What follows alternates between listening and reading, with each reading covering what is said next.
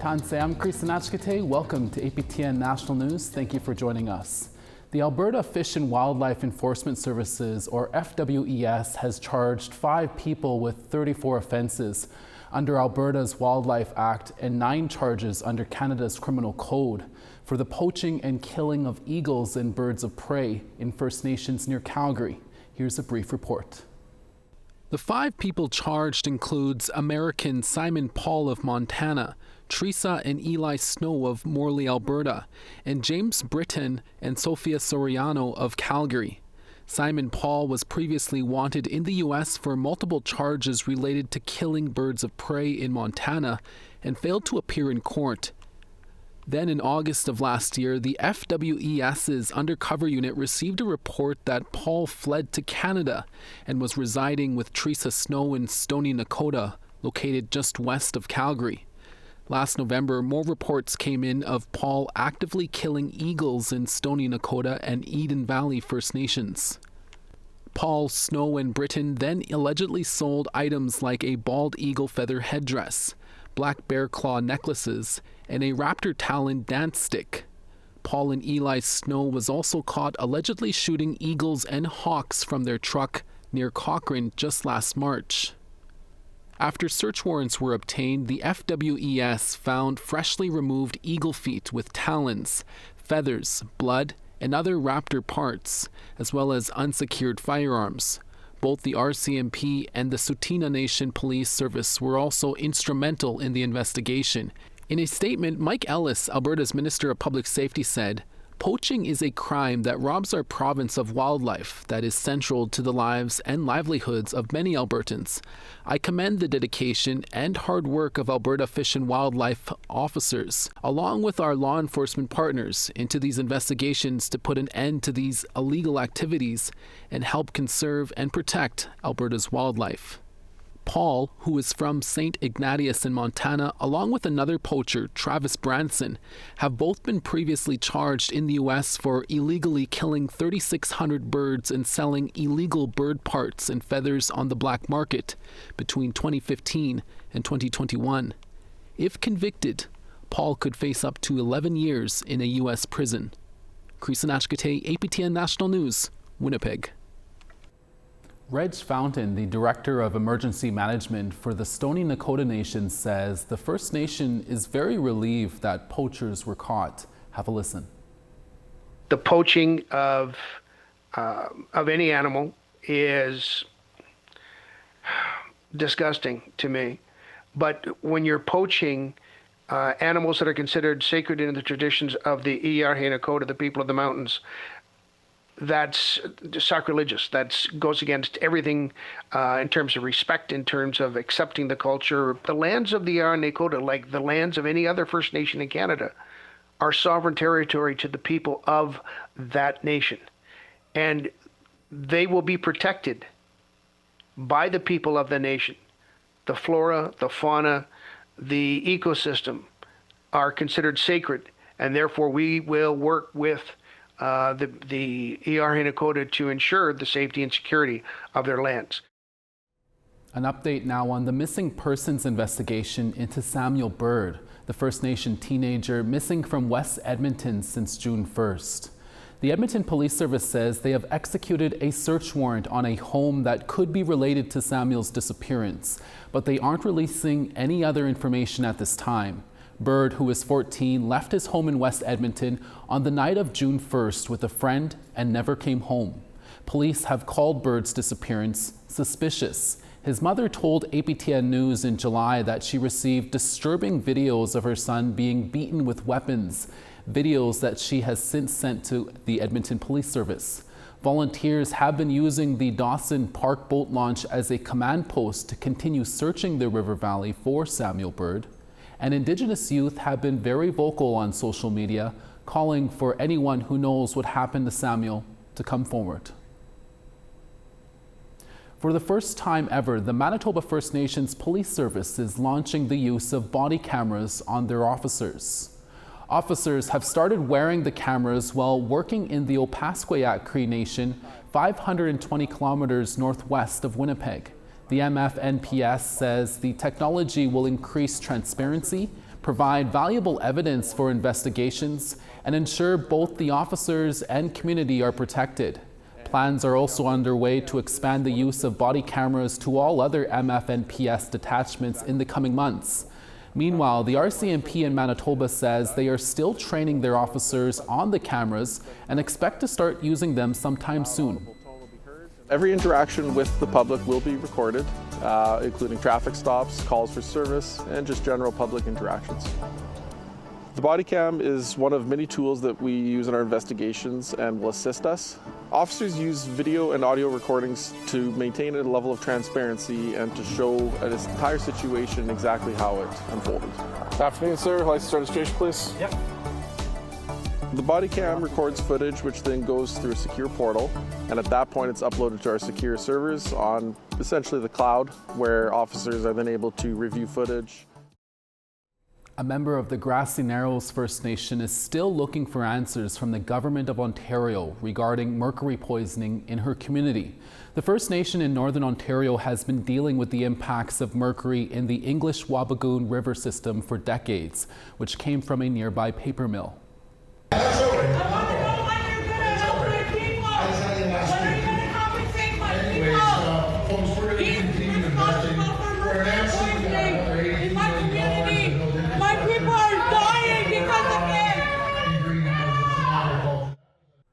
Chrissy Isaacs took her concerns directly to Premier Doug Ford this week as he attended an event in the Niagara region.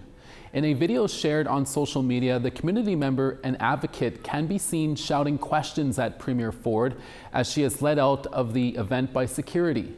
Ford continued his speech as Isaacs was escorted out. Isaacs says she has waited years to confront the Premier and her emotions were running high.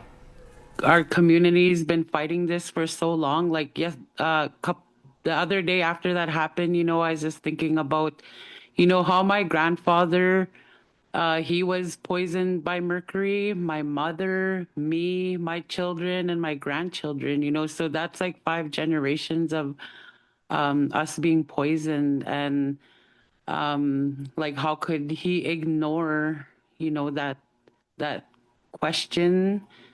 How could he just keep brushing off Grassy Narrows that way? Isaacs and other members of Grassy Narrows First Nation are demanding fair compensation for the community, as well as support for the restoration of lands and waters impacted by mercury poisoning. The Montreal Police Department are looking for witnesses and potential victims after 54-year-old Mark Pomerantz was arrested in early August and charged for sexual assault. The investigative team says it has reason to believe that there may be more victims within the Indigenous community. If you or someone you know has been a victim or witness to acts allegedly committed by Mark Pomerantz, the Montreal Police would like to speak with you. Mark Pomerantz is 54 years old and speaks English. He is 5'7" and weighs 180 pounds and has brown hair, hazel eyes, and drives a black truck. Investigators have reason to believe he may have had other victims from Indigenous communities who traveled to Montreal. If you have any information, you can call the sexual assault hotline at 514-799-7225. And if you don't feel comfortable talking to the police, you can contact an organization that serves the community in Montreal. Chief Inspector David Shane of the Montreal Police Service shares the alleged events following up to Pomerantz's arrest. Have a listen. Well, August 8th in Dorval, near the Dorval Circle, the suspect allegedly approached the victim, offered her a lift, and then brought her to an isolated area where he allegedly sexually abused her, then left her there and left. With colder nights and winter approaching, the leader of the Bear Clan patrol in Edmonton, Judith Gale, told APTN News that she is concerned about homeless people on the streets. Last year, 381 homeless people died in Edmonton. Another 300 were hospitalized for frostbite. Gale patrols the streets, helping with food and supplies. She is asking the city of Edmonton to find shelter for those who need it most before the temperatures decrease even further. And she wants the Edmonton police to treat homeless people with dignity and compassion. nobody should be given a life sentence. Where brothers and sisters in wheelchairs and amputees aren't able to get themselves out of their addictions or out of poverty because now they're limbless and aren't able to work in mainstream society. So it's just nonsensical. It makes better sense to keep everybody safe and warm. A correctional center in Saskatoon is expanding its services. That story when we come back. Stay with us.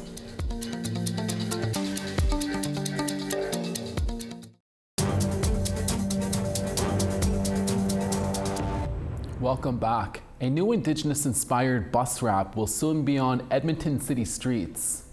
Edmonton Transit partnered with Edmonton Aboriginal Senior Centre to create this beautiful design. It features bright colors and images of sweetgrass and teepees. And the wrap was inspired by stories and experiences Indigenous seniors and elders have shared with the city. Having the bus out there is a way for us to let all community know that we're a senior centre that honors and respects all traditions. Edmonton Transit says it hopes that people are inspired to learn more about Indigenous history when they see the bus. It says the bus wrap is a visible reflection of reconciliation in action in Edmonton. The Saskatoon Provincial Correctional Centre recently held a ceremony to unveil its new expansion. With a new kitchen, medical spaces, and units, dignitaries and media were invited for an up-close and personal look. APTN video journalist Rachel May toured the upgraded facility.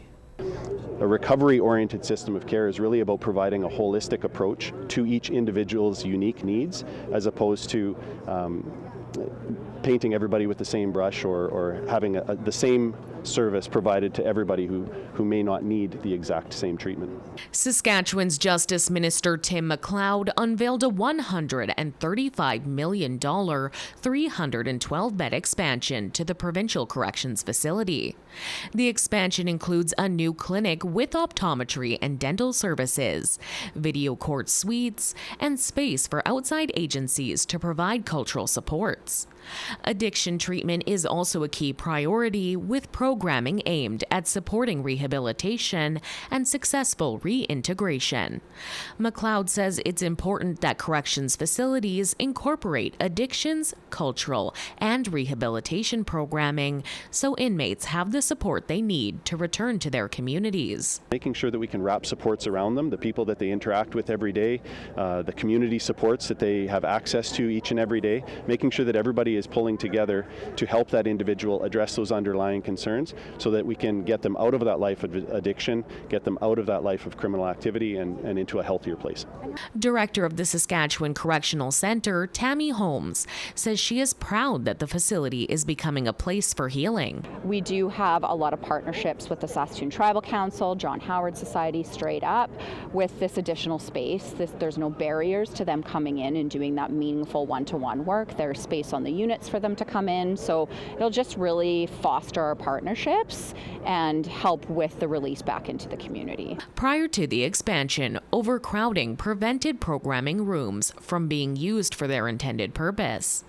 Now with the expansion, each unit has dedicated programming rooms to provide supports in a safe space and help inmates prepare for success before returning to the community. Addictions, poverty, homelessness, just kind of the cost of living and not having those coping skills. So having the extra program space allows us to do programming that addresses these risk factors, teaches them life skills, housing applications, finding that housing support, identification, basic life skills that a lot of these individuals are lacking as a result of the times and rising costs of living. The facility is already housing inmates, but the remaining services, including medical and kitchen, are expected to be fully operational by mid-November. Rachel May, APTN National News, Saskatoon. We now want to tell you about this week's third web poll question, or 3 web poll questions. Our first question we ask, with Parliament sitting again, do you think federal politicians will be able to work together to lower the price of housing and food? You can answer yes, no, or unsure. Our second question we ask, do you think communities should have the power to cut off their territory to non-Indigenous and sport hunters? Again, you can answer yes, no, or unsure. And our third question, should the federal government be forced to negotiate with the National Children's Chief Commission? Again, you can answer aha, yes, namoya, no, or unsure. Go to our website at aptnnews.ca to have your say. We will post the results next Monday. A school board in Ontario has recently made the decision to not fly the Every Child Matters flag at many of their schools. Storyteller and artist Isaac Murdoch is up next to talk more about it. Stay with us.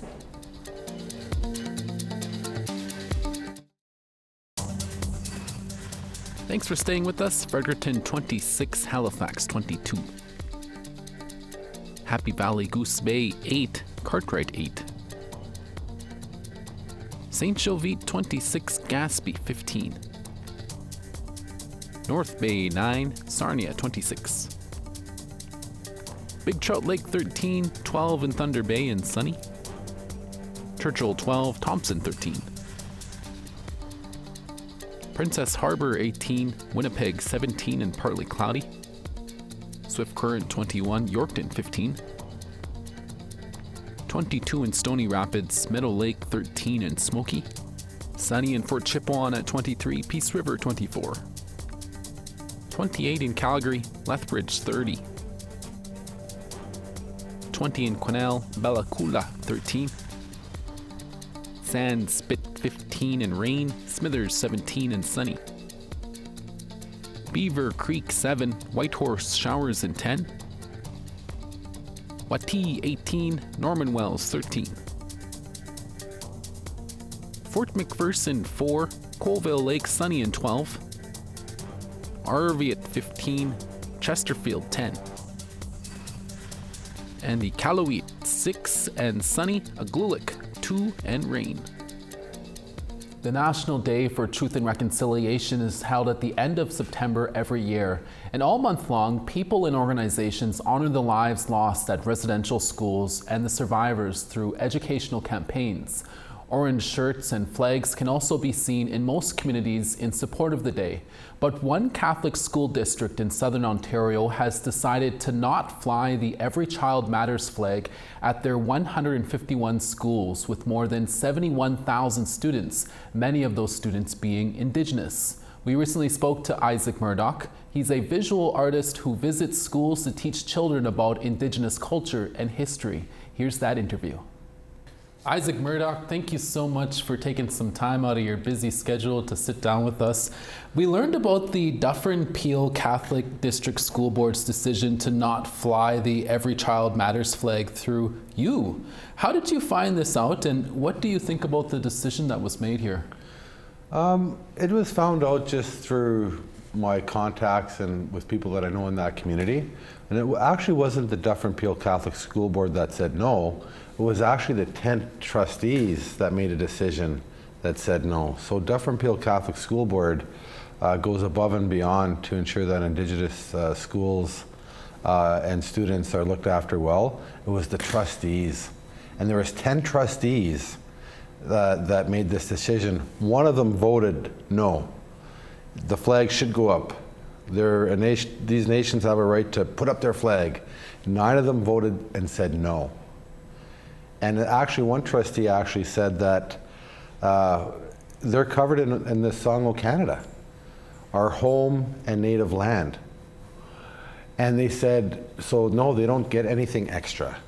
So it's really, for me, it's not just racism, but it's systemic racism that's still built into society that's reflecting through the trustees.